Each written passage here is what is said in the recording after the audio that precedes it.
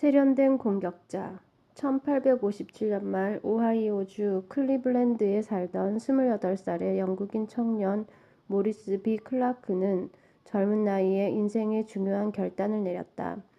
농산물 회사에서 꽤 알아주는 구매 담당자였던 그는 이 편안한 직장을 그만두고 같은 계열의 사업체를 직접 차리기로 했다. 이 북적대는 도시에서 자신도 또 한 명의 백만장자가 되겠다는 야망이 있었던 것이다. 그는 목표를 달성하기 위해 그가 가진 유일한 것은 자신감이었다. 그는 돈 냄새를 잘 맡는 타고난 수완가였다. 클라크는 10여 년 전에 영국에서 이곳으로 도망쳐 왔다. 그가 때려눕힌 사장이 혼수 상태에 빠지자 체포될 것이 두려웠던 것이다. 사실은 그는 늘 화를 잘 못 참는 편이었다. 그는 미국으로 이민 왔고 뉴욕에서 서부로 이동하며 온갖 이상한 작업들을 전전하다가 결국 닿은 곳이 클리블랜드였다. 이곳에서 그는 금세 알아주는 장사꾼이 됐다. 클리블랜드는 이제 막 부흥하는 도시였고 이리호와 강을 끼고 있어 미국의 동서부를 연결하는 수송의 핵심 허브 역할을 했다. 그가 출세해 돈을 벌기에 지금보다 더 좋은 때는 다시 오지 않을 것이다. 문제는 딱 하나, 그에게 회사를 차릴 만한 돈이 없다는 점이었다. 그는 자본을 가진 협업자가 필요했다. 이렇게 생각하다 보니 동업자가 될 만한 사람이 한 명 떠올랐다. 몇 년 전 대학에서 상업을 공부할 때 친구가 되었던 존 디 록펠러라는 청년이었다. 언뜻 생각하면 이상한 선택처럼 보일 수도 있었다. 록펠러는 겨우 18살이었다. 그는 휴이트 앤드 터틀이라는 꽤 큰 농산물 수송업체에서 회계 담당으로 일하고 있었다. 록펠러는 어느 모로 보나 클라크와 정반대의 성향을 가진 사람이었다. 클라크는 잘 입고 잘 먹는 것을 좋아했다. 취향도 고급이고 도박을 즐기며 여자도 좋아했다. 혈기왕성하고 투쟁적이었다. 반면에 록펠러는 독실한 신앙인으로 술을 잘 입에 대지 않았으며 나이치고는 온화한 품성이었다. 그런 두 사람이 어떻게 서로 어울린단 말인가. 그리고 클라크가 계산해 보았을 때 회사를 차리려면 동업자가 적어도 2,000달러는 마련해야 했다. 별 볼 일 없는 집안 출신으로 회계나 보고 있는 청년이 무슨 수로 그런 돈을 마련할 수 있을까? 한편으로 록펠러는 휴이트 앤드 터틀에서 있는 2년 동안 이 동네에서 가장 일 잘하고 정직한 회계원이라는 명성을 쌓았다. 나가는 돈을 한 푼도 놓치지 않으면서 회사를 흑자 상태로 유지시킬 수 있는 믿을 만한 사람이라고 말이다. 더욱 중요한 것은 록펠러가 워낙 젊다 보니 두 사람 관계에서는 클라크가 우위를 점할 수 있다는 사실이었다. 한번 물어봄직했다. 동업관계를 제안하자 놀랍게도 록펠러는 그답지 않은 열정으로 선뜻 기회를 향해 달려들었다. 그리고 어디서 빌렸는지 금세 2,000달러를 마련해왔다. 록펠러는 회사를 그만뒀고 클라크 앤드 록펠러라고 불리는 새로운 새 회사가 1858년 4월 문을 열었다. 처음 몇 년간 클라크 앤드 록펠러는 잘나가는 회사였다. 두 사람은 서로 부족한 부분을 채워주었고 클리블랜드에는 사업거리가 많았다. 하지만 시간이 지나면서 클라크는 점점 이 젊은이가 거슬리다 못해 약간 한심하게 느껴지기 시작했다. 클라크는 생각했던 것보다 록펠러는 훨씬 더 융통성이 없는 사람이었다. 아무것도 즐기지 않았다. 그의 가장 큰 기쁨은 그가 애지중지하며 한 푼이라도 아낄 방법을 계속 찾아내고 있는 회계장부인 듯했다. 아직 그토록 젊은데도 밤낮으로 장부를 들여다보느라 록펠러는 벌써 자세가 구부정했다. 옷 입는 것도 마치 중년의 은행가 같았고 행동거지도 마찬가지였다. 같은 사무실에서 일하는 클라크의 동생 제임스는 록펠러를 주일 학교 감독관이라고 불렀다. 차츰 클라크는 록펠러가 회사의 얼굴이 되기에는 너무 재미없고 찍찍하다고 생각하기 시작했다. 클라크는 클리블랜드의 엘리트 집안에서 새로 동업자를 한 명 데려오고 회사 간판에서 록펠러의 이름을 떼어버렸다. 그러면서 더 많은 사업을 유치하기를 바랬다. 놀랍게도 록펠러는 반대하지 않는 듯했다. 그는 돈만 많이 벌 수 있다면 뭐든 동의했고 간판 따위는 신경 쓰지 않았다. 그들은 그들의 농산물 사업은 성황이었다. 그런데 얼마 안 되어 클리블랜드에는 새로운 상품에 대한 소문이 돌았다. 최근 펜실베니아 서부 인근에서 풍부한 유전이 발견되었는데 이게 곧 이 지역에 골드러시 못지않는 붐을 일으킬 거라는 내용이었다. 1862년 영국에서 클라크와 알고 지냈던 발명가 겸 사업가인 세뮤얼 앤드루스라는 영국인 청년이 사무실을 찾아와 클라크에게 석유 사업을 함께 하자고 매달렸다. 그는 석유 사업에 잠재력이 무궁무진하다고 떠벌렸다. 원유에서 만들어낼 수 있는 돈 되는 상품도 많고 생산 비용도 아주 싸다고 말이다. 약간의 자본만 있으면 정유 공장을 차려 큰 돈을 벌 수 있다고 말했다. 클라크의 반응은 뜨뜻미지근했다. 석유 사업은 기복이 많았다. 가격도 계속 오르락내리락 했고 더구나 지금은 남북 전쟁이 심해지고 있어서 본격적으로 뛰어들기에는 타이밍이 안 좋아 보였다. 좀 낮은 수준에서 참여하는 게 나아 보였다. 그러자 앤드루스는 록펠러를 설득하기 시작했는데 이 젊은이의 눈에서 뭔가 번뜩했다. 록펠러는 정유 공장에 자금을 대야 한다고 클라크를 설득했다. 자신이 성공을 장담하겠다고 했다.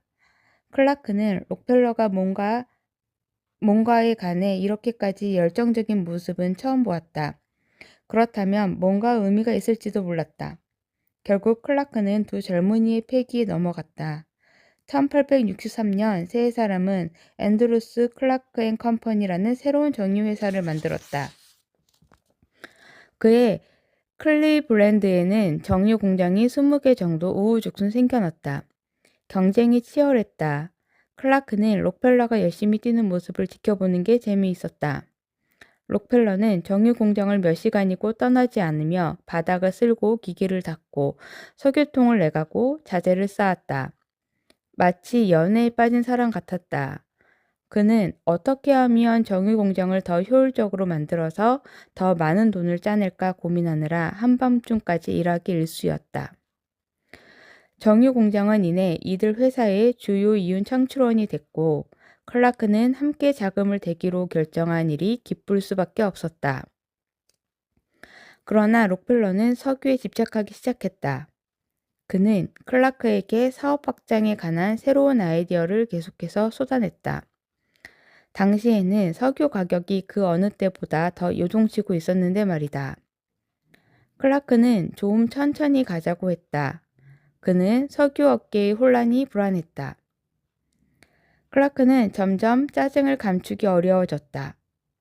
석유 공장의 성공으로 록펠러는 약간 우쭐해 있었다. 클라크는 이 전직 회계원에게 당초 사업을 시작하자는 게 누구 아이디어였는지 일깨워 줄 수밖에 없었다. 클라크는 입버릇처럼 록펠러에게 이렇게 말했다. 내가 없었으면 자넨 대체 어쩔 뻔했어. 그러던 어느 날 클라크는 록펠러가 자신에게 의논도 하지 않고 정유 공장에 쓰기 위해 10만 달러를 빌린 것을 알게 됐다. 클라크는 록펠러에게 다시 자기 몰래 그런 짓을 하면 안 된다고 사업 확장에는 이제 그만 눈독 들이라고 화를 내며 명령했다. 그러나 클라크가 무슨 말을 하고 무슨 짓을 해도 록펠러를 말릴 수는 없어 보였다. 록펠러는 조용하고 겸손한 사람치고는 마치 어린아이처럼 짜증날 만큼 집요한 구석이 있었다. 클라크가 록펠러를 질책한 지 몇 달 안 되었을 때 록펠러는 다시 또 거금을 빌리는데 서명을 해달라고 나왔다. 클라크는 마침내 폭발했다. 사업을 그런 식으로 할 거면 동업관계를 끝내는 게 좋겠어. 어디 자네 마음대로 해봐. 사실 클라크는 이 시점에 동업관계를 깨고 싶은 마음은 전혀 없었다. 사실 클라크는 이 시점에 동업관계를 깨고 싶은 마음은 전혀 없었다. 수익이 정말 많이 나고 있었고 록펠러가 그의 신경을 긁는 면이 있기는 해도 점점 커지는 사업에 따분한 세부 사항들까지 다 챙기려면 록펠러가 필요했다. 클라크는 그냥 이렇게 위협을 해서 록펠러에게 겁을 주고 싶었다. 정유 사업을 빨리 키우려고 지칠 줄 모르고 뛰고 있는 록펠러를 뒤로 물릴 방법은 그것뿐인 듯 했다. 언제나처럼 록펠러는 별 말이 없었고 시키는 대로 하려나 보다 싶었다. 그런데 다음 달 앞으로의 계획을 의논해 보자고 록펠러가 클라크와 앤드루스를 집으로 초대했다. 앞서 클라크의 수많은 경고에도 불구하고 록펠러는 한층 더 대담한 정유사업 확장 계획을 보여줬다. 클라크는 다시 한번 참지 못하고 그럴 바엔 갈라서 하고 라고 소리를 질렀다. 그런데 이상한 일이 벌어졌다. 록펠러는 알았다고 하더니 클라크와 앤드루스에게 동업 관계를 해체하는 데 동의한다는 확언을 하게 만들었다. 그 과정에서 록펠러는 한치의 분노나 원망의 흔적조차 보이지 않았다. 클라크는 포커를 자주 쳤다. 그는 록펠러가 자신의 의견을 관철시키려고 허풍을 치는 게 분명하다고 생각했다. 사업을 확장하고 싶다는 젊은 친구의 바람에 내가 전혀 호응하지 않았다면 록펠러는 물러설 수밖에 없을 것이다.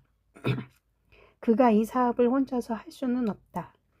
내가 그를 필요로 하는 것보다 그가 나를 필요로 하는 부분이 더 크다. 어쩔 수 없이 본인의 무모함을 깨닫고 다시 동업관계로 돌아가자고 할 것이다.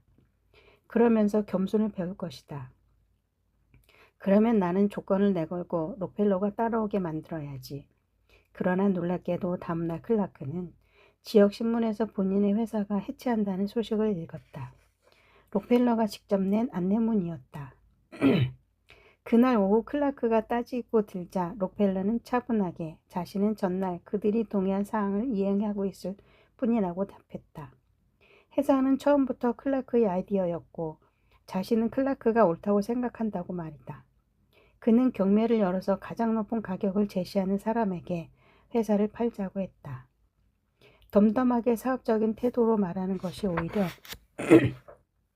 더 클라크를 화나게 했다. 이쯤 되고 보니 경매에 동의하는 것도 나쁘지 않은 듯 했다. 클라크는 자신이 더 높은 가격을 불러서 이 참을 수 없이 시건방진 놈을 영원히 제거하기로 마음먹었다. 경매가 열린 1865년 2월 클라크는 변호사를 고용해 자신을 대리하게 했고 록펠러는 직접 나섰다. 이 역시 클라크가 얼마나 거만하고 세련되지 못했는지를 보여주는 신호였다. 가격은 계속 올라갔고 결국 록펠러가 72,500달러를 불렀다. 다소 터무니없을 만큼 충격적인 가격이었지만 클라크는 절대 그만한 돈을 마련할 수 없었다. 무슨 수로 록펠러가 그렇게 많은 돈을 마련하지? 나 없이 지가 무슨 수로 사업을 경영해? 록펠러는 그나마 갖고 있던 사업 감각까지 모두 잃어버린 게 분명했다.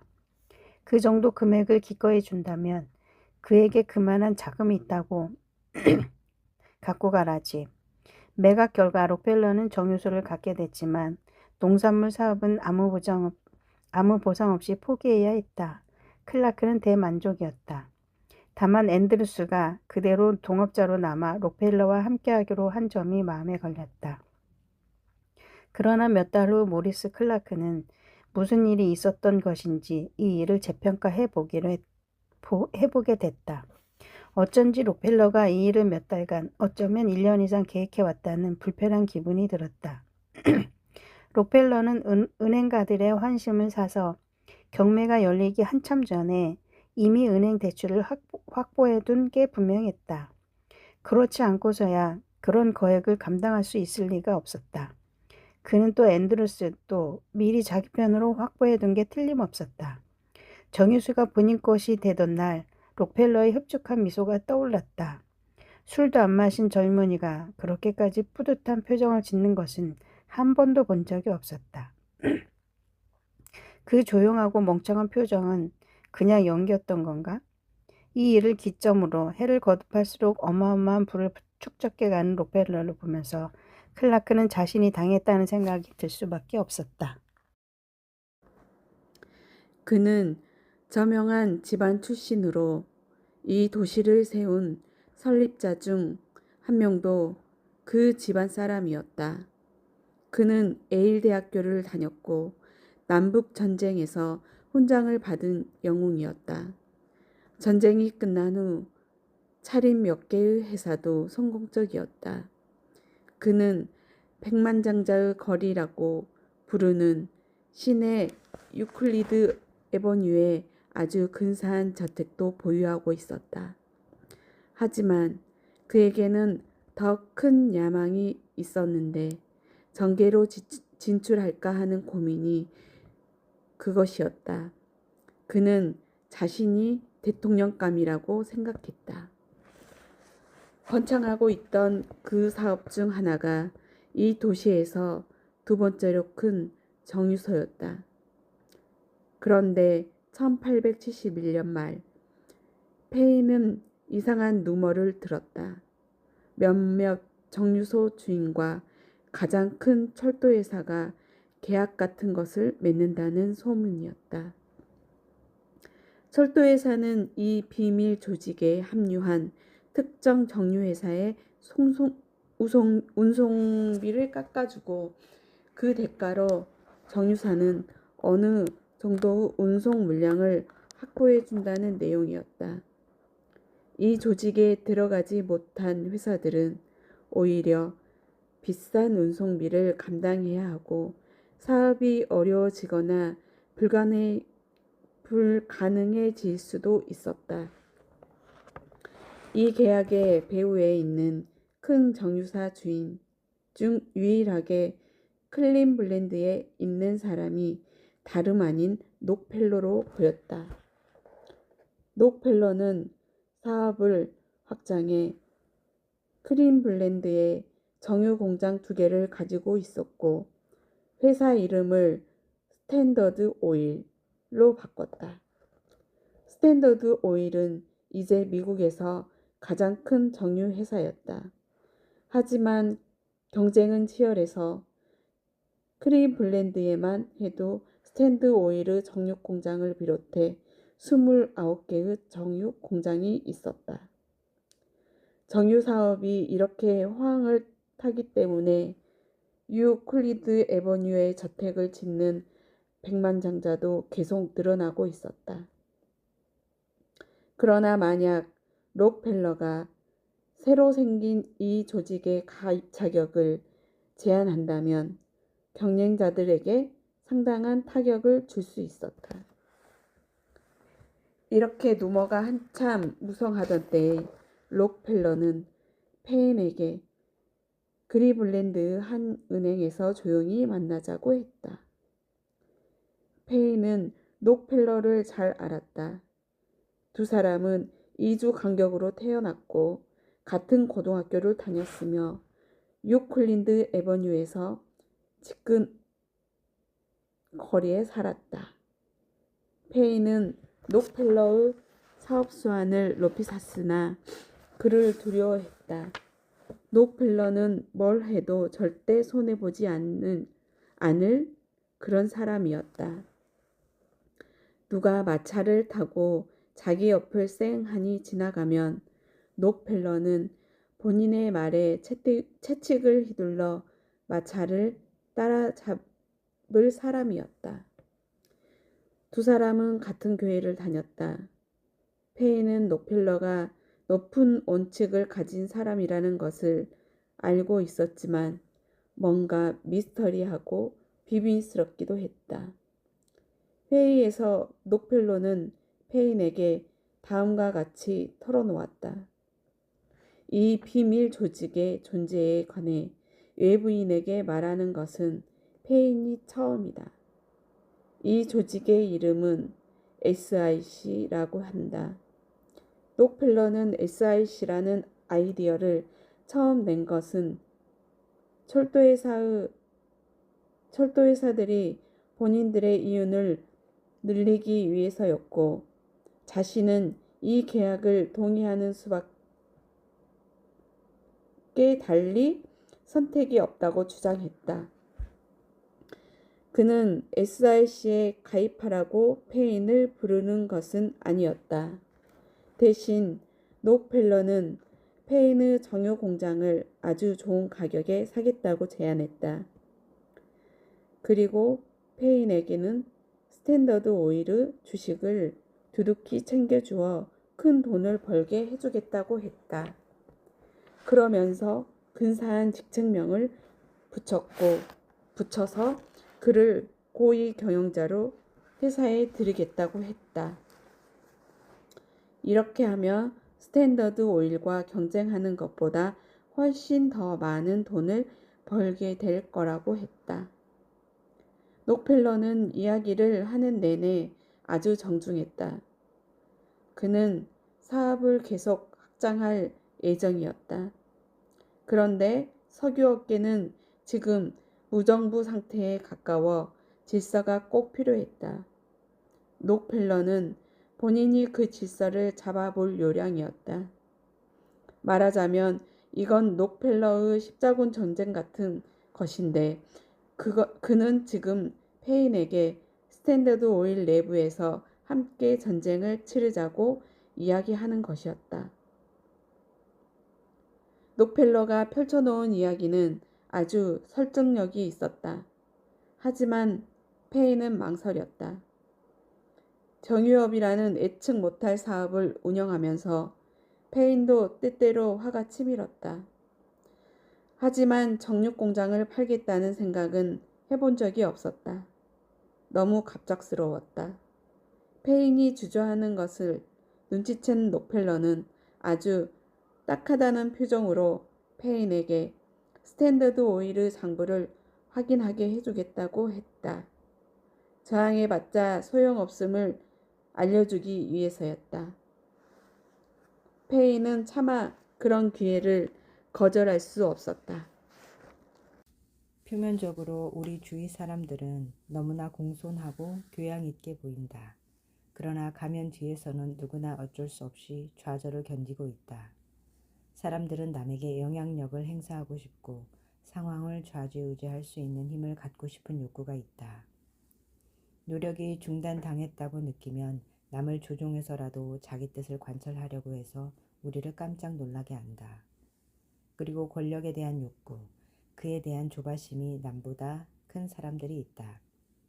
이런 사람들은 특히 공격적인 사람이 된다. 그들은 남을 위협해서 원하는 것을 얻고 못할 일이 없으며 조금도 수그러들지 않는다. 우리는 뛰어난 관찰자가 되어 사람들이 충족되지 못한 공격적 욕망을 잘 지켜봐야 한다. 특히 우리 중의 만성적 공격자와 수동적 공격자에게 주의를 기울여야 한다. 위험한 타입임을 알려주는 신호를 포착해야 한다. 과거의 행동 패턴, 주변 모든 것을 통제하려는 강박적 욕구 등을 알아보아야 한다. 그들이 의지하는 수법은 당신을 감정적으로 두렵게 혹은 화나게 만들어서 당신이 똑바로 생각하지 못하게 만드는 것이다. 그들에게 그런 힘을 주지 마라. 당신의 공격적 에너지를 길들이고 생산적인 목적에 사용하는 법을 배워라. 당신 자신을 위해 일어나라. 부단한 에너지로 문제를 공격하고 위대한 야망을 실현하라.